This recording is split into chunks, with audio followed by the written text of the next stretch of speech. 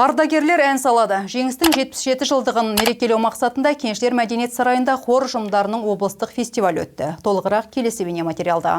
Ардагерлер ән салады облыстық фестивалі биыл осымен 31-ші рет өткізіліп отыр. Жеңістің 77 жылдығына орай Қарағанды және Ұлытау облысының соғыс және еңбек ардагерлерінің 25 хор ұжымы өнер көрсетті. 550 қатысушының жас ерекшеліктері 55-тен 90 жасқа дейін. Солардың бірі 1998 жылы құрылып, талай марапаттарға лайық деп танылған ардагерлер ансамблі. Ардагерлер ансамблінің өз мынау несі программасының өзі қазақы әндер, қазақи халық әндері. Хорымызда сондай мына жеңіс күндеріне арналған. Қазіргі бүгінгі таңда келгеніміз 20 адам. Бүгін үш қор, жеңіс туралы жыр, сағыныш әні, содан кейін тағы туған ел деген Қазақстан. Сондағы үш хорымыз бар. Жақсы, 2 дауыста, 3 дауыста айтылады.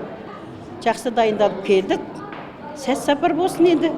Мұндай іс-шаралар қарт адамдарға өздерінің шығармашылық қабілеттерін дамытуға, сондай-ақ тарихты есте сақтауға және құрметтеуге мүмкіндік береді. Фестиваль 2 кезеңде өткізілді. Алдымен хор ұжымдарының концерттік бағдарламасы, онда бір әскери ән, екіншісі еркін тақырыпта орындалды. Осыдан кейін ән салайық достар қатысушыларының қаладағы мейрамханалардың бірінде кездесу кеші өтті. Кеш Қарағанды облысының мәдениет, архивтер және құжаттама басқармасының қолдауымен өткізілді.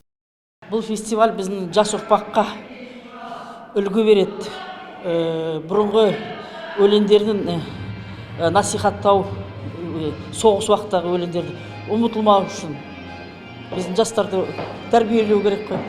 Іс-шара қорытындысы бойынша әр қатысушыға дипломдар мен ақшалай сыйлықтар табыс етілді. Шара соңында осындай айтулы оқиғаны тойлауды жалғастыру үшін эстафета Мағауия Хамзин атындағы Балқаш қаласының мәдениет сарайына жолданды.